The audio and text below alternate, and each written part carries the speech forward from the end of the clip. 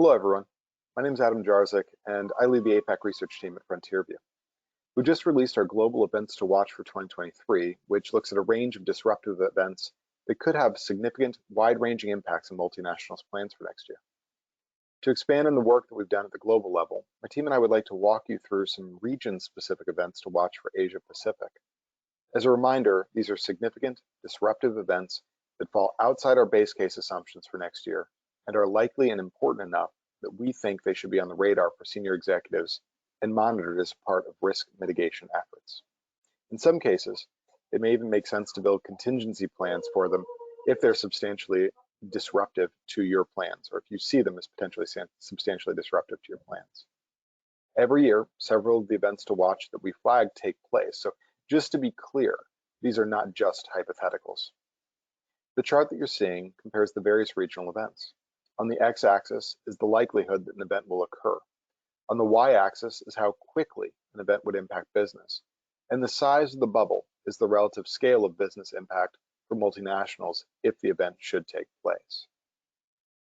For this year, we wanted to highlight the following events for Asia Pacific: a Pakistan debt default, India no longer accessing cheap Russian oil, a change in Japanese monetary policy, China lifting sanctions on Australian exports, a North Korean missile strike forcing Japanese transformation, or accelerating Japanese transformation, political gridlock in Malaysia, a Thai election leading to massive unrest, and escalation along Greater China's borders. To describe each of these events, I'll turn things over to the analysts covering the subregions and markets in question. We'll begin with you, Henry. Sounds good, Adam. Let's start the South Asian events with Pakistan. Now, Pakistan's economy is already in dire straits with very, very low foreign exchange reserves, very high levels of inflation, and a wide and widening trade deficit level. Now, in the event that we have here, we're basically looking at a debt default by Pakistan. The thing that triggers this event is likely to be the fact that any of the usually friendly nations for Pakistan, the likes of China and Saudi Arabia, or any kind of international organizations like the IMF, basically no longer step in to provide additional financial assistance to the economy. In this event, we're basically looking at the fact that Pakistan completely runs out of foreign exchange reserves, triggering a debt default by the market. Also, of course, as companies can imagine, this is basically likely to cause a widespread erosion of confidence, not just among domestic consumers, but also investors and domestic businesses. So certainly a medium to low likelihood event, but with far-ranging implications and a very, very high impact on companies with domestic operations. The second event that we want to talk about for South Asia has to do with India. India very, very heavily relies on imported crude oil. Currently, India is among the handful of countries that has access to cheap Russian oil. The event that we're describing here today basically talks about how India no longer has access to cheap Russian crude oil. Again, one of the aspects that would trigger an event like this is basically a massive war escalation by Russia in Ukraine.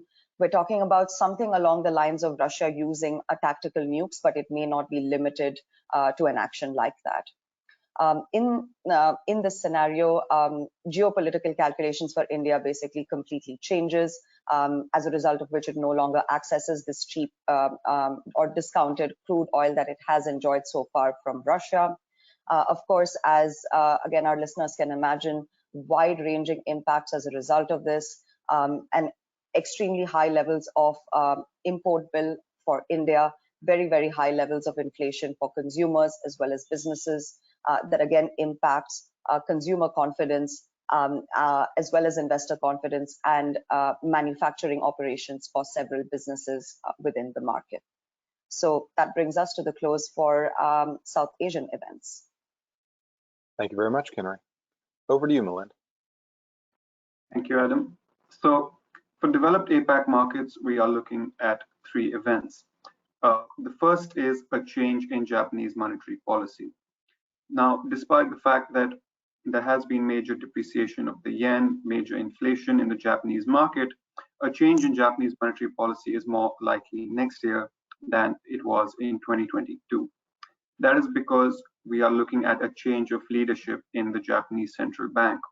The current Bank of Japan governor, Kuroda, he is stepping out of his post after being in this position for 8 years, and he was one of the major champions of the Japanese easy monetary policy.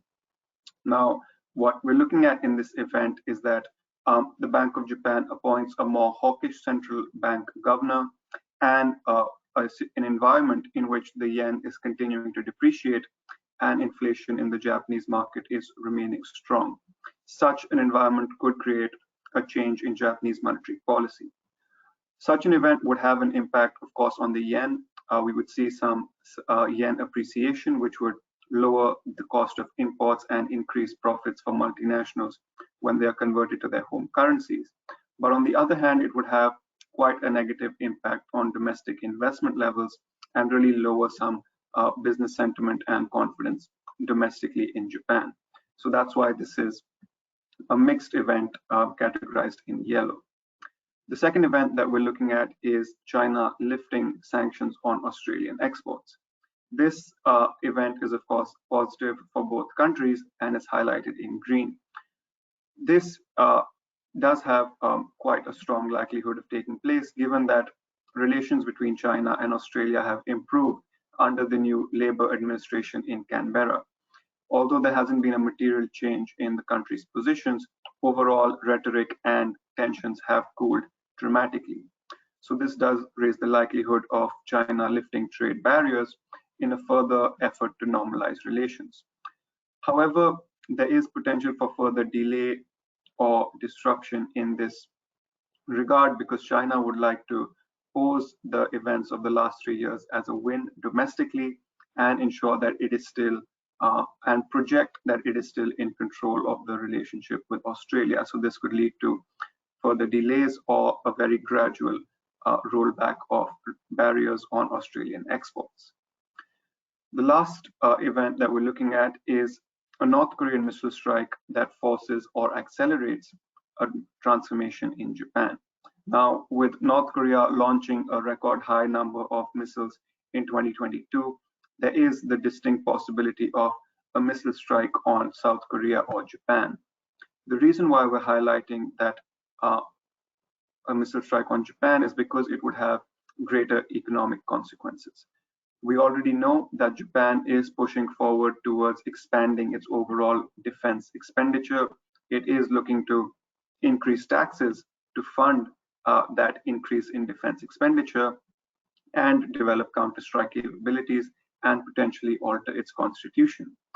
However, right now there is a whole lot of dissent within the Japanese government on the exact nature of how they should go about raising their defense budget, the exact nature of how they should change their taxes. Such a strike like this on Japanese territory would really curb all dissent internally and really accelerate plans to go forward with tax hikes, an increase in defense spending, and potentially make Japan even more aggressive than it currently is. So with that, we wrap our events for Developed APAC. Back to you, Adam. Thank you, Mwant. Over to you, Shivank.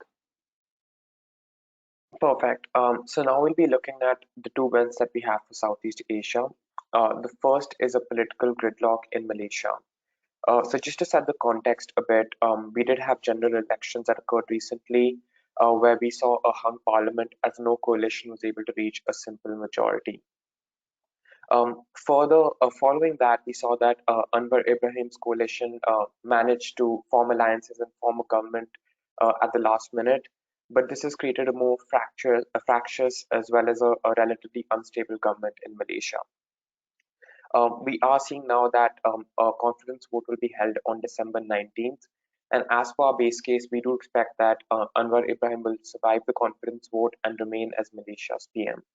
However, there is a possibility that Anwar Ibrahim loses power soon after taking control of this unstable majority government, and the king has to step in again to either determine a new leader or hold elections again. This will lead to a constant reshuffling of power in 2023, which will create an extended political stalemate, and that will hurt Malaysia's investment attractiveness as well as create policy uncertainty for businesses. In our second event, which is coming out of Thailand, we look at the possibility for elections next year to lead to social unrest.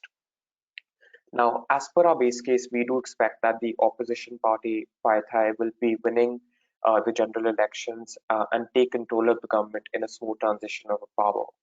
However, there is a low likelihood event of when the government of the incumbent party essentially trying to hold on to power by using different kinds of political as well as judicial maneuvers, and this will create a turbulent political environment in Thailand.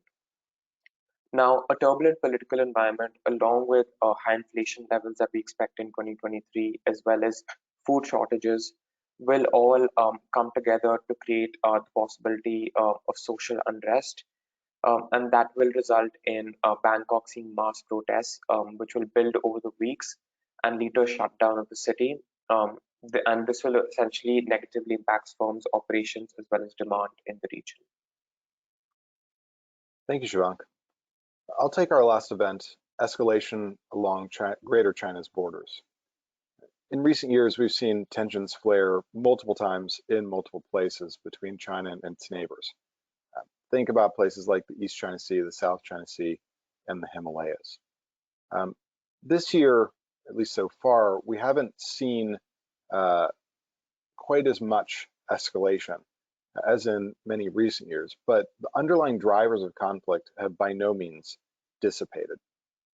As China reemerges from COVID-driven lockdowns, from its zero-COVID policy, as it re-engages with the rest of the world, it's likely to continue pushing territorial claims, which may lead to escalation with one or more neighbors. It could be Japan, the Philippines, Vietnam, India, or someone else. Should any of these issues escalate into a serious clash or a series of serious clashes, companies may very well see disruptions to trade flows and shipping routes. That takes us to the end of our events list specifically for APAC. For more information on our events to watch, please feel free to contact your client relationship director.